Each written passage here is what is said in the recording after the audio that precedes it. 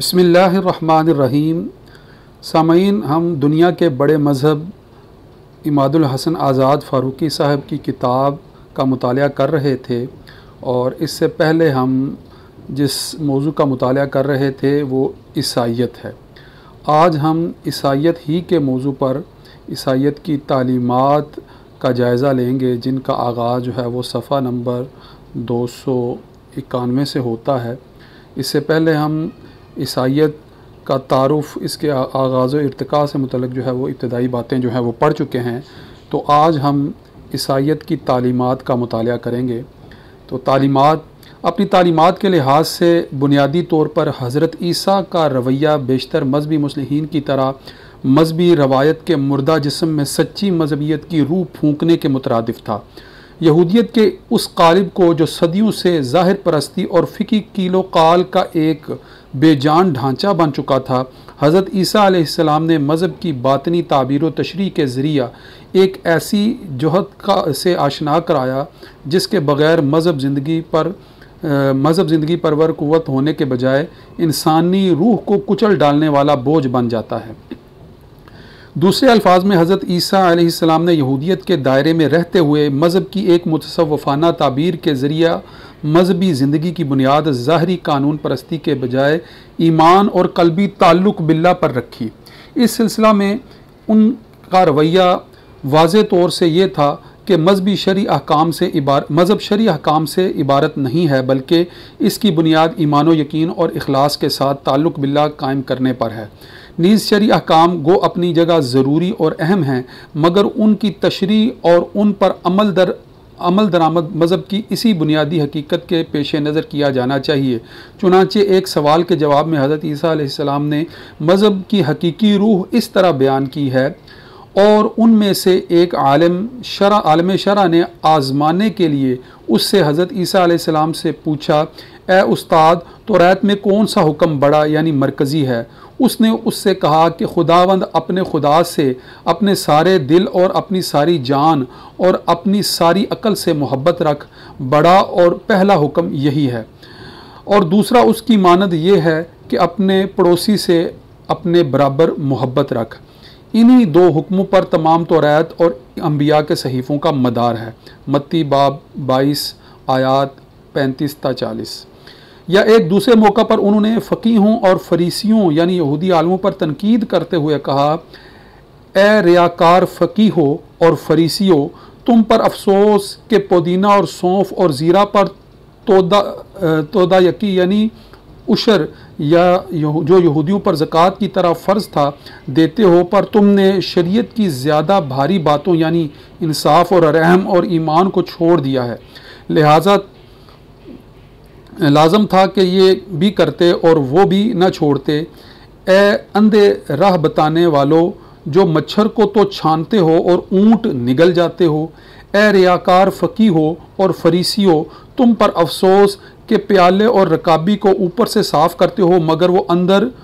लूट और नापरहेजगारी से भरे हैं।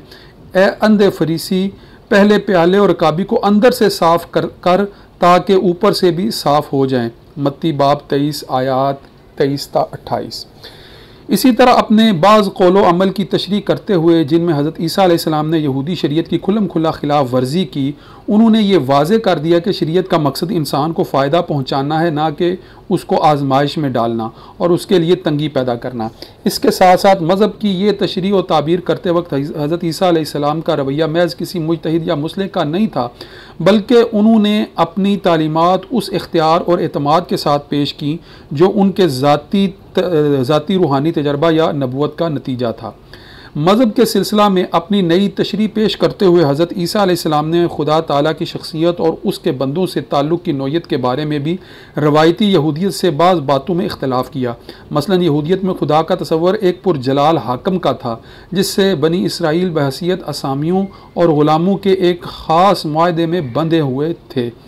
यहूदी शरीयत दर हकीकत इसी मुआहदे की शराइत पर मुश्तमिल थी, जिसकी खिलाफ वर्जी हाकम के गुस्सा को भड़काती थी और वो नाफरमाबरदार ग़ुलामों पर उनकी बदअहदी के सबब तरह तरह के मसाइब नाजल करता था। फिर खुदा से मुतल्लिक हाकिम के इस तसव्वुर के साथ यहूदियों ने हसद, गज़ब, नफ़रत, कीना परवरी और मुंतक़िमुल मज़ाजी जैसी खुसूसियात भी खुदा की तरफ मंसूब कर रखी थी,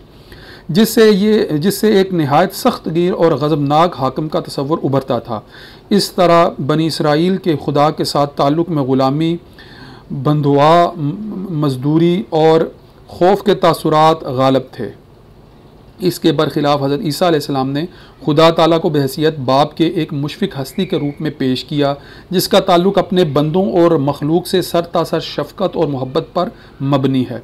हज़रत ईसा अलैहिस्सलाम के तसव्वुर में खुदा सज़ा देने के मुकाबले में मुआफ़ कर देने के बहाने का मुतलाशी नज़र आता है और उसकी हर मशीयत का मुहर्रिक रहम व करम का जज्बा है, न कि इंतकाम और बदला का। अपनी इसी आलमगीर शफ़क़त और मोहब्बत की वजह से हज़रत ईसा अलैहिस्सलाम की तालीमात में खुदा ताला अमीरों के मुकाबले में गरीबों और मुत्तक़ियों के मुकाबले में गुनाहगारों से ज़्यादा करीब है। इसके अलावा यहूदियों के तसव्वुर में खुदा ताला का मुआहदा यहूदियों से मिन हैसुल कौम था। इसमें अफराद की ज़ाती तौर पर कोई नुमायाँ हैसियत नहीं थी, लेकिन हज़रत ईसा अलैहिस्सलाम ने खुदा ताला का बाप की हैसियत से तसव्वुर देकर हर शख्स को खुदा की पिदरी शफ़क़त में हिस्सादार बनाया और इस तरह बंदों के खुदा ताला के साथ शख्सी ताल्लुक़ पर ज़ोर दिया। खुदा ताला के साथ इस नौ के ताल्लुक़ की तबलीग का लाज़मी नतीजा ये हुआ कि हज़रत ईसा अलैहिस्सलाम की तालीमात में इखलास, फ़क्र, तवक्कुल, ग़िना और इसार जैसी नेकियां बहुत नुमायाँ हैं।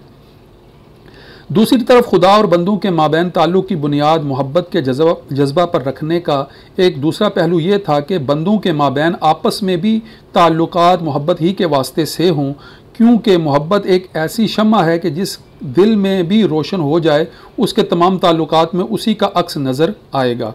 चुनांचे हज़रत ईसा अलैहिस्सलाम की तालीमात में बंदों के दरमियान बरादराना ताल्लुक़ पर बहुत ज़ोर दिया गया है, जैसा कि ऊपर हज़रत ईसा अलैहिस्सलाम की तालीमात के ज़िमन में सबसे पहले इक़्तिबास से ज़ाहिर है। इस ज़िमन में हज़रत ईसा अलैहिस्सलाम ने जिन खूबियों को खुसूसी अहमियत दी है उनमें मसावात, अफ़्व दरगुज़र, ऐब जोई से परहेज़, इज़्ज़ो इनकिसारी और अपने दुश्मनों और बुरा चाहने वालों के साथ भी नेकी का सलूक सरे फ़हरिस्त हैं। हज़रत ईसा अलैहिस्सलाम की तालीम की एक और ख़ुसूसियत ये थी कि इसमें नीयत को बुनियादी अहमियत दी गई है। चुनांचे अपने पहाड़ी का वाज़ में, जो कि उनकी तालीमात में मरकज़ी हैसियत का हामिल है, हज़रत ईसा अलैहिस्सलाम ने यहूदियत के बेशतर अखलाकी अहकाम को महज ज़ाहिरी हुक्म तक महदूद न रखते हुए उसके पीछे जो नीयत कार फरमा है उसके मुताबिक हुक्म लगाया है। मसलन, तुम सुन चुके हो कि अगलों से कहा गया था कि खून न करना और जो कोई खून करेगा वो अदालत की सज़ा के लायक होगा। लेकिन मैं तुमसे ये कहता हूँ कि जो कोई अपने भाई पर गुस्से होगा वो अदालत की सज़ा के लायक होगा, और जो कोई अपने भाई को पागल कहेगा वो सदर अदालत की सज़ा के लायक होगा, और जो इसको अहमक कहेगा वो आतिश जहन्नम का सज़ावार होगा।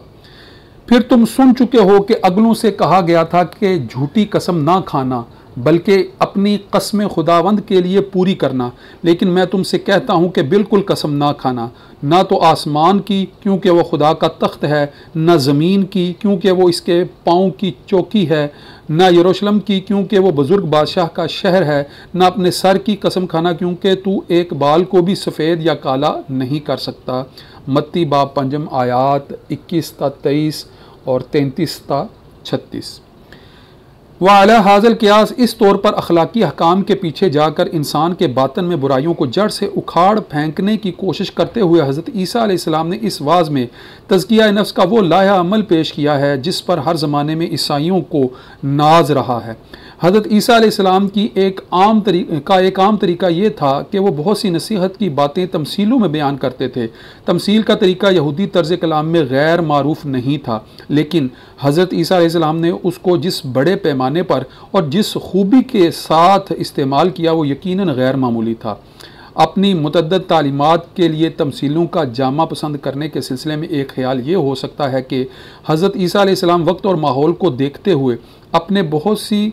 सी तालीमात को खुल्लम खुल्ला वाज़े अल्फाज में पेश करना मौजू नहीं समझते थे, इसलिए उनको तमसील के पैराया में बयान करते थे,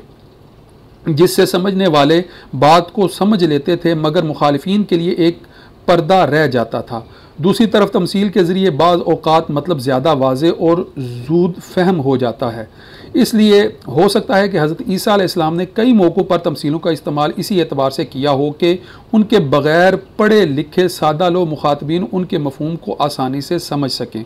इसके अलावा अक्सर औक़ात हज़रत ईसा अलैहिस्सलाम अपने हवारियों और शागिर्दों को इन तमसीलों का मतलब भी समझा देते थे। मसलन हज़रत ईसा अलैहिस्सलाम की बेसत के इब्तदाई ज़माने का ज़िक्र करते हुए मुरक़स अपनी इंजील में लिखते हैं,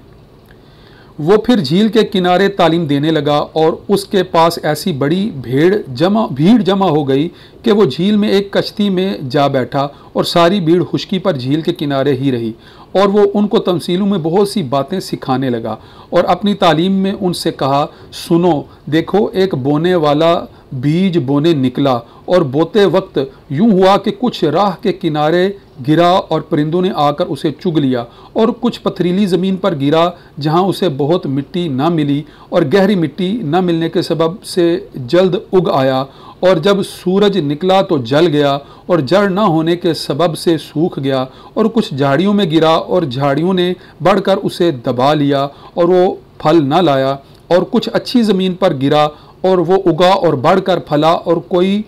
30 गुना, कोई 60 गुना, कोई 100 गुना फल लाया। फिर उसने कहा, जिसके सुनने के कान हों वो सुन ले। मरकस बाब 4 आयत 1 ता 9।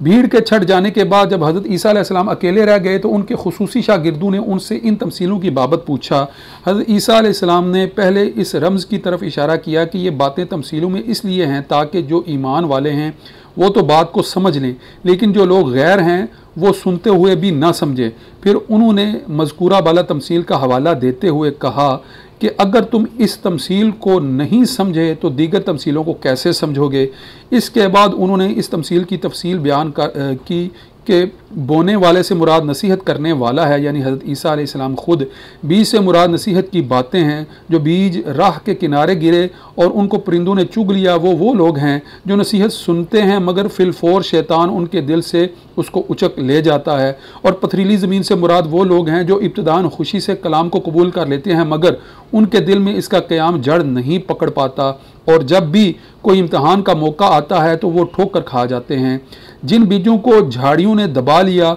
उनसे मुराद ऐसे लोग हैं जिन्होंने कलाम को सुना मगर दुनियावी फ़िक्र और मालो दौलत के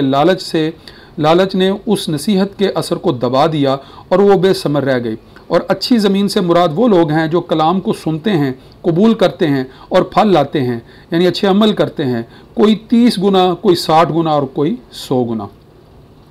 ईसाई अकायद की तश्कील। गो हज़रत ईसा अलैहिस्सलाम की मुंदजा बाला और दीगर तालीमात हर दौर में ईसाइयों के लिए रहनुमाई का सामान फराहम करती रही हैं, लेकिन जैसा कि हमने शुरू में ज़िक्र किया है, ईसाइयत की बुनियाद इन तालीमात पर नहीं है, क्योंकि अगर ऐसा होता तो ईसाइयत कभी भी यहूदियत के अंदर एक मुतसव्वफ़ाना सिलसिले से हटकर अपनी जगह एक अलग ख़ुद मुख्तार मज़हब की हैसियत नहीं इख्तियार कर सकती थी। ईसाइयत की इब्तदाई तारीख़, फ़िक्र और अकायद के एतबार से दर हकीकत इसी कशमकश से इबारत है जिसमें एक तरफ तो उसको यहूदियत के मुकाबले में अपना आज़ादाना वजूद कायम करना था और दूसरी तरफ रूमी सल्तनत में राइज मुशरिकाना मज़ाहिब के सामने अपने सामी तसव्वुर मज़हब की हक़ानियत को साबित कर दिखाना था। इस सिलसिले में ईसाइयत को पहला साबका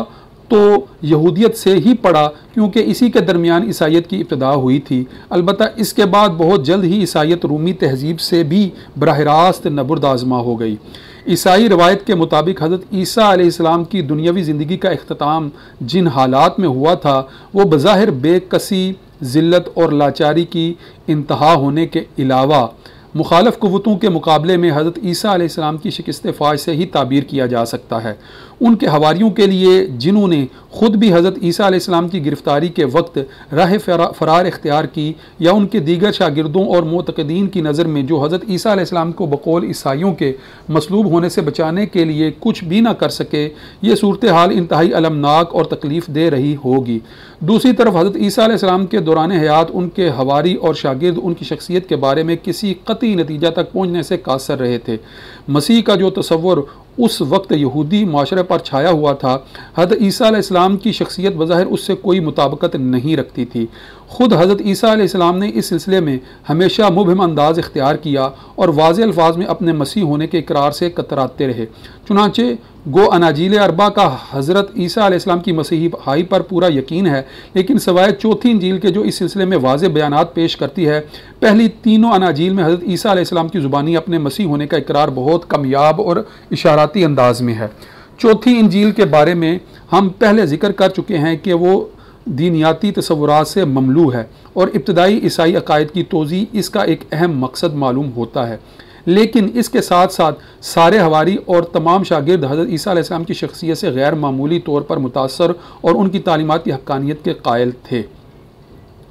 ईसाई रवायत के मुताबिक हज़रत ईसा अलैहिस्सलाम के मसलूब हो जाने के बाद यह हकीकत यकीनन एक ला यनहल मसला के तौर पर हज़रत ईसा अलैहिस्सलाम के शागिर्दों के सामने आई होगी कि इस कदर गैर मामूली रूहानियत की हामिल और ऐसी शख्सियत जो अपने मोजज़ात की वजह से खुदा ताला से खुसूसी तक़र्रुब रखती हुई मालूम होती थी, ऐसी बेकसी की मौत का शिकार हो। चुनांचे गालिबन इस मसला से मुतल्लिक़ शागिर्दों के रूहानी इज़्तिराब का नतीजा सबसे पहले इस अकीदा की सूरत में ज़ाहिर हुआ कि हज़रत ईसा अलैहिस्सलाम मौत से मगलूब नहीं हो सके, और अगरचे उनका सलीब पर चढ़ाया जाना खुदाई मसलतों की वजह से और उनकी मर्ज़ी से अमल में लाया गया, लेकिन अपने मरने के बाद तीसरे दिन वो ज़िंदा हो गए और अपनी हकीकी नौयत के एतबार से नूरानी जिस्म के साथ 40 दिन तक मुख्तलिफ़ औक़ात में शागिर्दों से मिलते और कलाम करते रहे। 40 दिन के बाद वो आसमान पर उठा लिए गए, जहाँ वो अपनी खुसूसी हैसियत के मुताबिक खुदा के दाहिनी तरफ बैठे हैं। इस तसव्वुर को बसूरत अकीदा बयान और मुंदरजा बाला तोजी इस मामले को समझने की हमारी ज़ाती कोशिश है, वरना ईसाई रवायत में तो हज़रत ईसा अलैहिस्सलाम का मरने के बाद ज़िंदा होना और 40 रोज़ के बाद आसमान पर उठाया जाना एक अमर वाक़या के तौर पर बयान हुआ है, जिसके ऐनी शाहिद 11 हवारी यानी 12वां हवारी गद्दारी की बिना पर उम्मत से खारिज हो गया था और चंद दीगर शागिर्द थे, जिसमें कुछ औरतें भी शामिल थीं। इन हवारियों और शागिर्दों ने न सिर्फ हज़रत ईसा अलैहिस्सलाम का इस कैफियत में मुशाहिदा किया, बल्कि पहली मरतबा वो इस सिलसिले में यकीन हासिल कर सके कि हकीकतन हज़रत ईसा अलैहिस्सलाम एक गैर मामूली और खुसूसी शख्सियत के हामिल थे, यानी वो वही मसीह मौऊद थे जिसका मुद्दतों से यहूदियों को इंतज़ार था। गोया उस यकीन और इत्मीनान के हसूल के लिए जिसकी कमी का जिक्र बारहा हज़रत ईसा अलैहिस्सलाम ने हवारियों से किया था, इसी सब से बड़े मोजज़े यानी हज़रत ईसा अलैहिस्सलाम के मसलूब होकर ज़िंदा होने का इंतज़ार था। बहरहाल अब जबकि ये बात हवारियों के लिए वाज़ेह हो गई कि हज़रत ईसा अलैहिस्सलाम ही मसीह मऊद थे, तो उनके जोश और ईमान की हद न रही और वो हर कीमत पर पिछली तमाम बेयकीनियों का कफ़ारा अदा करने पर तैयार हो गए। इस ज़िमन में ये चीज़ भी काबिल ज़िक्र है कि जब रूहुल कुदस के नुज़ूल के बाद इसकी तफसील आगे आ रही है, हवारियों का ईमान मज़ीद पुख्ता हो गया, तो उन्होंने यहूदी मुक़द्दस किताबों यानी अहदनामा कदीम से वो हस्बे हाल पेशीन गोइयाँ और मुतलका इबारतें ढूंढ निकालीं जो हज़रत ईसा अलैहिस्सलाम पर सादक आती थी और उनके मसीह होने पर दलालत करती थी। चुनांचे रसूलों के अमाल में पितरस जो हवारियों का सरदार था कि हज़रत ईसा अलैहिस्सलाम के बाद पहली आम तकरीर में ज़बूर से 3 हवाले ऐसे दिए गए हैं जो उस ख्याल में हज़रत दाऊद अलैहिस्सलाम की ज़ुबानी हज़रत ईसा अलैहिस्सलाम के मरने के बाद जी उठने और उनके मसीह होने पर दलालत करते हैं। इस सिलसिले में आगे चलकर यसिया नबी के इल्हाम में उम्मत के मज़लूम खादम के तसव्वुर को भी हज़रत ईसा पर सादक आते हुए दिखाया गया है। अगरचे अनाजील की रूह से हज़रत ईसा अलैहिस्सलाम ने अपने आसमान पर उठाए जाने से कबल हवारियीन को तमाम दुनिया में फैल जाने और आसमानी बादशाहत के जल्द कायम होने की खुशखबरी सुनाने का हुक्म दिया था, लेकिन लूका की इंजील और रसूलों के अमाल के मुताबिक हज़रत ईसा अलैहिस्सलाम ने यह भी फरमाया था कि मेरे बाद उस वक्त तक यरूशलेम में ही रुके रहना जब तक कि आसमान से तुम पर रूहुल कुदस नाजिल ना हो जाए, क्योंकि रूहुल कुदस के ज़रिए ही हवारियीन को वो कुव्वत का लिबास अता होने वाला था जो उनके ईमान को कामल और उनको रूहानी ताकत से भर देने वाला था। रूह यानी इब्रानी रोहा का तसव्वुर एक कदीम यहूदी रवायत रही है जो इब्तिदान अपने लफ्ज़ी मानी हवा के लिए भी इस्तेमाल होता था। चूँकि जानदारों में सांस लेने सांस ज़िंदगी की अलामत है, इसलिए इसका इस्तेमाल क़ुव्वत ज़िंदगी के लिए भी होने लगा। जब इसको खुदा के साथ मखसूस किया जाता था जैसे रूह उलहीम, तो इससे मुराद खुदा की क़ुव्वत उसका दम वग़ैरह होने लगा। रफ्ता रफ्ता ये तसव्वुर आम हो गया कि खुदा ताला जिस बंदे को मुकर्रब फरमाते हैं उसको अपनी रूह यानी अपने सांस अपनी क़ुव्वत से मस कर देते हैं। यहूदी रवायत में रूह इलाही हमेशा क़ुव्वत, तुंदी और अपने मामूल को मगलूब कर देने की खुसूसियात से मुत्तसिफ़ रही। अलबत्ता बाद में उसको आला अखलाकी सिफ़ात का मंबा भी तसव्वुर किया जाने लगा। असीरिय बाबुल के बाद रूह इलाही के साथ ये तसव्वुर भी वाबस्ता हो गया कि ये पैगम्बरों पर नाज़िल होकर उनकी हदायत और उन पर खुदा की मर्ज़ी ज़ाहिर करने का एक ज़रिया है। इसके साथ साथ रूह इलाही पैगम्बरों में तबलीग की सलाहियत और मुखालफत बर्दाश्त करने की क़ुव्वत भी पैदा करती थी।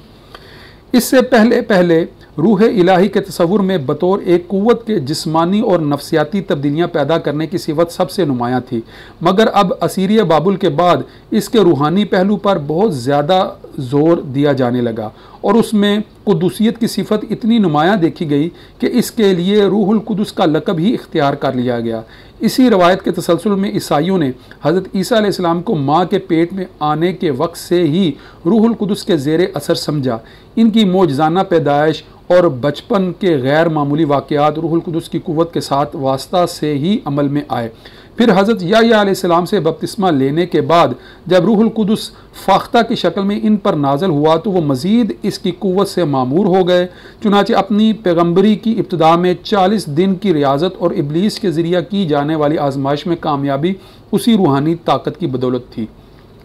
जो रूहुल कुदस का अतिया थी।